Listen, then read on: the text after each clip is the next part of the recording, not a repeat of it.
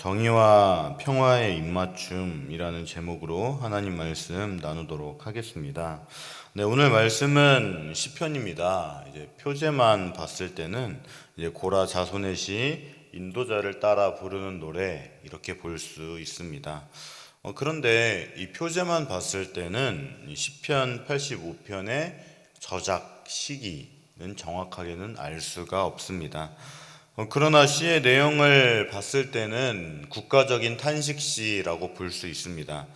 대표적인 이스라엘의 국가적 위기는 무엇이었을까를 생각해 본다면 아무래도 바벨론부터 페르시아까지 이어지는 포로기라고 볼 수 있습니다. 그때만큼 이스라엘 공동체가 좌절과 절망에 빠진 적은 없을 겁니다. 그리고 여러분들도 알다시피 바벨론은 페르시아에게 멸망당했고 남유다 백성들은 예루살렘으로 돌아올 수 있었습니다. 귀향민들은 자신들이 예루살렘에 도착하기만 하면 하나님이 곧바로 유토피아를 허락하실 줄만 알았습니다.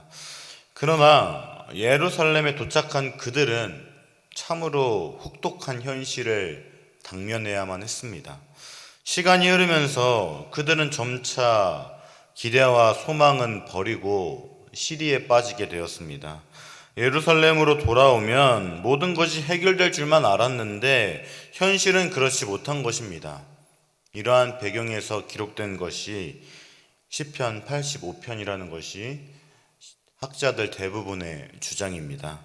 그렇다면 이러한 상황에서 시인과 이 시편을 들은 청중들의 마음은 어떠했을까요? 크나큰 좌절과 절망만이 있었을 것 같습니다. 그러나 여러분들도 알다시피 시편 85편은 단순히 절망만을 말하고 있지는 않습니다. 시인은 절망이 가득하고 좌절만이 있을 것 같은 상황에서 무엇을 기대하고 무엇을 바랬는지 한번 알아보고자 합니다. 먼저 1절에서 3절을 보면 하나님이 과거에 베풀어 주신 은혜를 기억하고 있죠. 자, 1절에서 2절은 여호와여 주께서 주의 땅에 은혜를 베푸사 야곱의 포로된 자들이 돌아오게 하셨으며 주의 백성의 죄악을 사하시고 그들의 모든 죄를 덮으셨나이다. 이렇게 말하고 있습니다. 큰 위기를 맞은 공동체는 먼저 주님의 과거에 베푸신 은혜를 묵상하며 기도를 시작합니다. 기자는 세 가지를 회상하며 하나님께 감사합니다. 첫째, 하나님은 야곱의 포로된 자들이 돌아오게 하신 일을 감사합니다. 그리고 둘째, 하나님은 백성의 죄를 사하시며 그들의 모든 죄를 덮으신 일을 감사합니다. 마지막으로 셋째는 하나님이 주의 백성에게 모든 분노를 거두시고 진노를 돌이키신 일을 감사합니다. 물론 기자는 말하지 않기에 하나님께서 왜 이스라엘 백성에게 화가 나셨는지는 정확하게는 알 수가 없습니다. 그리고 이제 하나님이 다시 우리에게 돌아오시기를 간구합니다.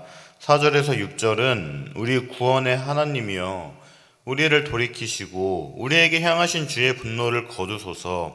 주께서 우리에게 영원히 노하시며 대대에 진노하시겠나이까.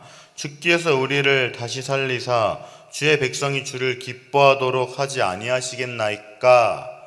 이렇게 말하고 있습니다. 자신들이 참으로 어려운 이러한 시절을 살고 있는 것은 하나님이 그들에게 분노하시기 때문이라고 생각합니다. 그래서 공동체는 주님을 우리 구원의 하나님이라고 표현합니다. 하나님이 그들의 유일한 구원이시고 소망이시니 주님이 그들을 거두지 않으신다면 자신들은 죽을 수밖에 없다며 간절함을 호소하고 있습니다. 하나님이 그들을 떠나시거나 등을 보이시고 있다고 생각하는 그들은 하나님이 다시 그들에게 돌아오기를 바라고 있습니다. 돌아오셔서 그들에게 향한 분노를 거두어 달라고 아주 간절하게 기도하는 것입니다. 그들은 하나님의 분노를 자신 삶에서 온갖 고통과 아픔으로 경험하고 있습니다. 그러므로 그들의 삶이 나아지는 날 하나님의 분노도 풀리게 될 것이라고 생각하는 겁니다. 하나님의 진노는 그들이 감당하기 어려울 정도로 오랫동안 지속되었습니다. 그러므로 그들은 주님이 그들에게 영원히 노하시는 것으로 대대로 진노하시고 있다며 말하고 있는 것입니다. 기자는 귀양민들의 고통과 아픔이 너무 오래 지속되다 보니까 자신들은 죽은 목숨이나 다름없다고 말합니다. 그러므로 그는 하나님께 생기가 모두 쇠해버린 생명체에 생기를 불어넣어 소생시키듯이 자신들에게 생기를 불어넣으셔서 다시 왕성하게 해주시기를 호소합니다. 그러므로 기자는 자기 백성에게 풍성함과 행복 주기를 기뻐하는 하나님의 인자하심을 보여달라고 그렇게 기도하고 있습니다. 인자하심이란 하나님과 백성의 관계에 근거한 은혜입니다. 시편 기자는 하나님, 당신은 우리의 하나님이시고 우리는 당신의 백성 아닙니까? 이렇게 하나님이 이스라엘과 맺으신 관계를 생각하셔서 제발 자비를 베풀어 달라고 호소하고 있습니다. 그리고 이제 시편 기자는 평화와 구원에 대한 기대를 말하고 있습니다. 8절에서 9절은 내가 하나님 여호와께서 하실 말씀을 들으리니 무릇 그의 백성 그의 성도들에게 화평을 말씀하실 것이라. 그들은 다시 어리석은 대로 돌아가지 말지로다. 진실로 그의 구원이 그를 경외하는 자에게 가까우니 영광이 우리 땅에 머무리이다. 이렇게 말하고 있습니다. 기자는 하나님이 분명 그들에게 위로가 되고 힘이 되는 화평의 말씀을 주실 것이라고 확신을 하고 있습니다. 그러니 어리석은 대로 돌아가지 말라고 말합니다. 우리를 구원하시는 오직 하나님만 간절히 바라보라는 뜻입니다. 그리고 이 구원이 그들에게 임하는 날 주님의 영광이 그들의 땅에 머물 것입니다. 고난이 끝나가고 있으니 그가 하나님의 말씀을 듣고 전해줄 때까지 잠시 기다리라는 뜻입니다. 그리고 이러한 맥락에서 10절 말씀이 나옵니다. 인애와 진리가 같이 만나고 의와 화평이 서로 입맞추었으며, 즉 10절 말씀은 고난과 핍박에 있는 이스라엘 백성에게 희망으로 주어진 말씀이란 겁니다. 그리고 포로기에서 바랬던 하나님이 다스리시는 하나님 나라를 갈망한 내용이 바로 10절 말씀입니다.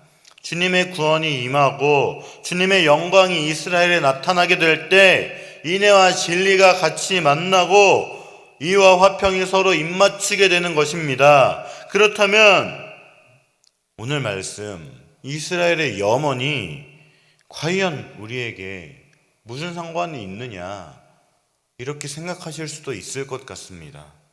그러나 구약 성경에서 나타나는 하나님 나라는 우리가 갈망하는 하나님 나라와 동일한 하나님 나라입니다. 그리고 그 하나님 나라는 아직 완성되지 않았지만 예수 그리스도가 이 세상에 오심으로 말미암아 시작된 것입니다. 즉 예수 그리스도가 다시 오셔서 완성할 하나님 나라는 인애와 진리가 같이 만나고 의와 화평이 서로 입맞추는 나라인 겁니다. 그 나라는 하나님과 사람이 샬롬을 누리고 사람과 사람이 샬롬을 누리고 사람과 자연이 샬롬을 누리는 나라입니다. 어린아이와 노인이 서로 어울리며 가난한 자와 부유한 자의 빈부격차는 없으며 약자와 강자가 다 함께 어울려 사는 그러한 나라입니다. 그리고 우리는 그 나라를 소망하는 사람인 것과 동시에 그 나라가 이 땅에 갈망하기를 바라야 하는 사람입니다. 사랑하는 여러분, 여러분들은 인애와 진리가 서로 만나고 정의와 평화가 입맞추는 그 나라를 어떻게 갈망하고 있습니까? 저는 여기에서 두 가지를 생각해 보고 싶습니다.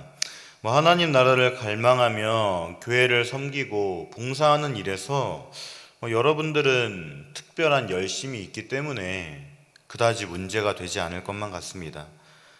그러나 하나님 나라는 단순히 교회 안에만 국한된 것은 아닙니다. 하나님이 전 세계를 회복하셔서 온 열방 가운데 하나님의 주권이 나타나는 일에 여러분들은 얼마나 참여하고 있습니까?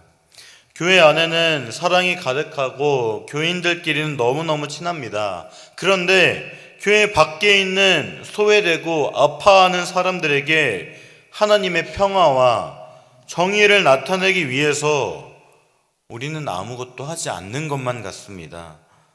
우리들에게 정말 교회에서 예배드리고 봉사하는 것이 의미 없다고 말씀드리는 것은 절대로 아닙니다.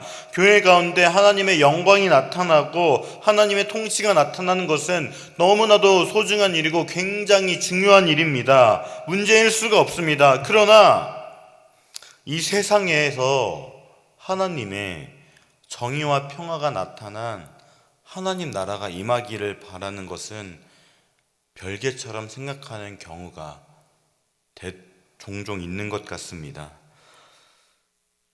그러나 하나님의 주권이 임하지 않는 곳은 없어야 합니다.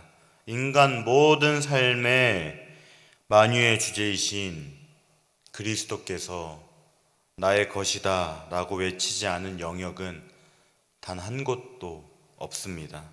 성도는 그 하나님의 주권이 회복되는 일에 부름을 받은 사람들입니다. 우리는 소극적일 수가 없는 겁니다.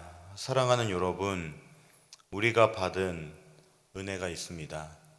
오늘 시편의 기자 또한 하나님의 은혜가 임하기를 바라고 그 은혜 가운데에서 정의와 평화가 입맞추는 그 나라를 꿈꾸고 있습니다. 사랑하는 여러분, 우리가 받은 은혜가 있습니다. 우리가 받은 구원의 은혜가 있습니다. 그 은혜 때문에 우리가 갖고 있는 믿음의 고백이 있습니다. 그리고 그 고백을 갖고 살아가는 우리이기에 하나님의 주권이 회복되는 일에 우리는 열심을 다해야 하는 것입니다. 도대체 어떻게 해야 내 주변 사람들 그리고 더 나아가 이 세상이 하나님 나라의 정의와 평화를 누릴 수 있을까? 이 생각이 여러분들에게 조금이나마 생기셨으면 좋겠습니다. 굶주리는 자들에게 빵을 주시고 빵을 가진 우리에게는 정의에 대한 굶주림이 있었으면 좋겠습니다. 사랑하는 여러분, 오늘 시편에 나타난 하나님 나라, 절망 중에서 유일한 소망이었고 이스라엘 백성들이 그토록 소망했던 하나님 나라가 예수님의 오심으로 시작되었습니다. 물론 아직 하나님 나라가 완성되지 않았기에 주변을 바라봤을 땐 여전히 불의와 고통과 아픔이 있습니다. 그러나 하나님은 이 세계를 완전히 회복시킬 것입니다.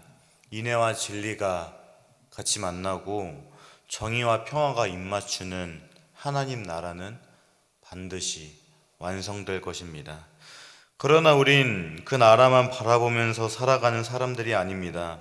우리는 샬롬의 왕이신 예수 그리스도의 제자입니다. 하나님은 삶의 모든 영역을 회복하시는 일에 우리를 부르셨습니다. 우리는 이 땅에서 불의와 갈등에 맞서 싸우고 정의와 평화가 입맞추는 샬롬의 세계를 이 세계 안에 구현하도록 노력해야 할 것입니다. 오직 하나님 나라만이 우리와 이 세상의 유일한 소망인 겁니다. 이 사실을 기억하시면서 살아가시기를 바랍니다. 하지 않아서 욕을 안 먹는 것으로 좋은 기회라는 말을 듣는 것도 아닙니다. 무엇인가 욕을 먹어도 비난을 받아도 하나님이 원하시는 대로 선을 행하겠다고 나설 수 있고 팔을 걷어붙일 수 있어야 하는 것입니다. 그래서 정의와 평화가 입맞추는 하나님 나라를 위한 수고와 땀이 있는 여러분들이 되기를 주님의 이름으로 간절히 소망합니다. 이 시간 말씀을 기억하며 기도하겠습니다. 첫째, 하나님께서 부으신 은혜를 기억하며 살아가게 하소서. 둘째, 정의와 평화가 입맞추고 인애와 진리가 만나는 하나님 나라를 꿈꾸게 하소서. 셋째, 정의와 평화가 입맞추는 나라가 이 땅에 임하도록 하나님이 주신 사명을 감당하게 하소서. 이러한 기도 제목으로 다 함께 기도하겠습니다.